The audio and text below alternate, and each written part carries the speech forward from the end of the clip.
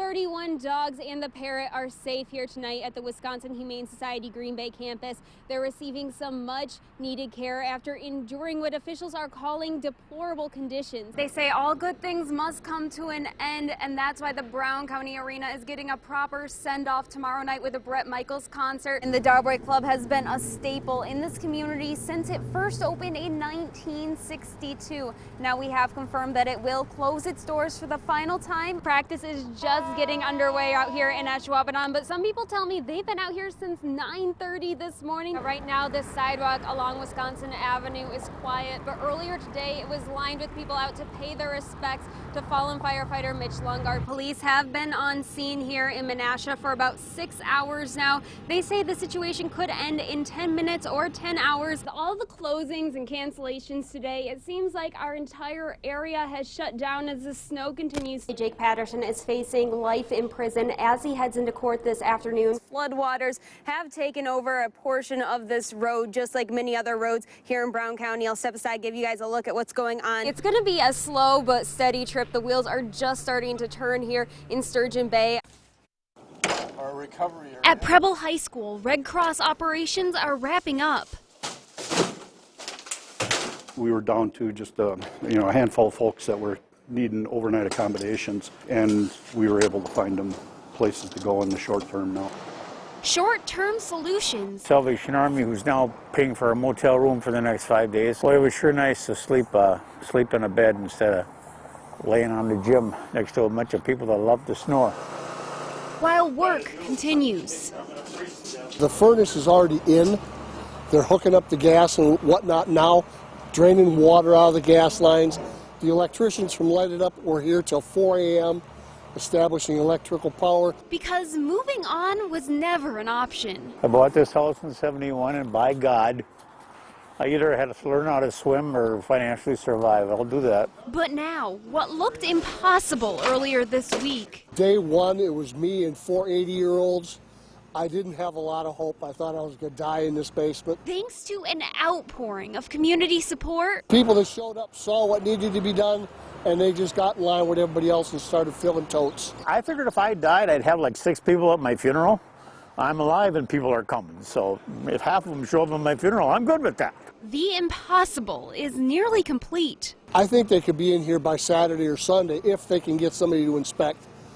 Monday for sure, I believe they'll be in here. A miracle on Charles Street. We're just so blessed to have so many people come forward that don't even know me. I don't know how to repay people.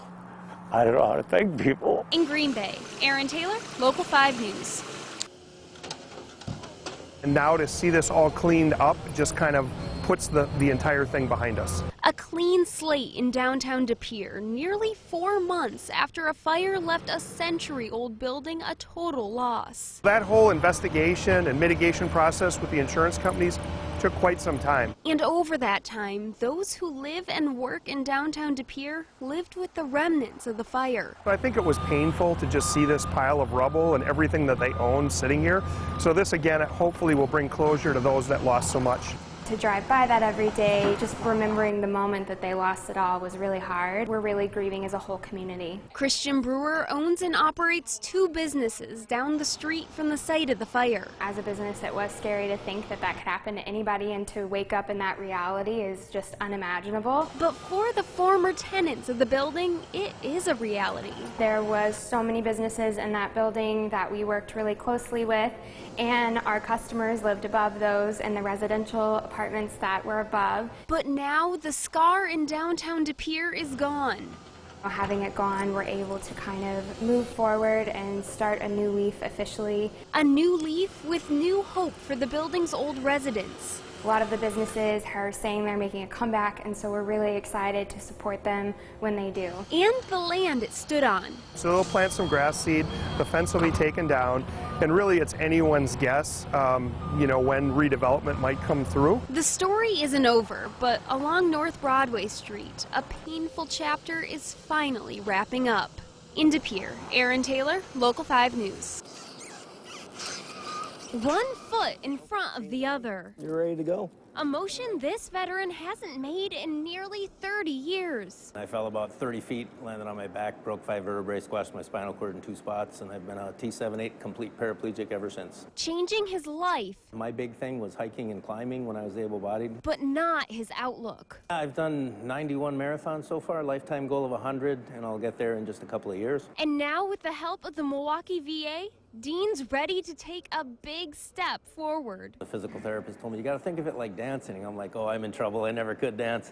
She said, well, how about cross-country skiing? I said, yeah, that I can do. I hadn't gone from a seating to a standing position for almost 30 years. It's an opportunity the Milwaukee VA would like to give every paraplegic veteran. We're looking for anyone who's a veteran and has a spinal cord injury, any level.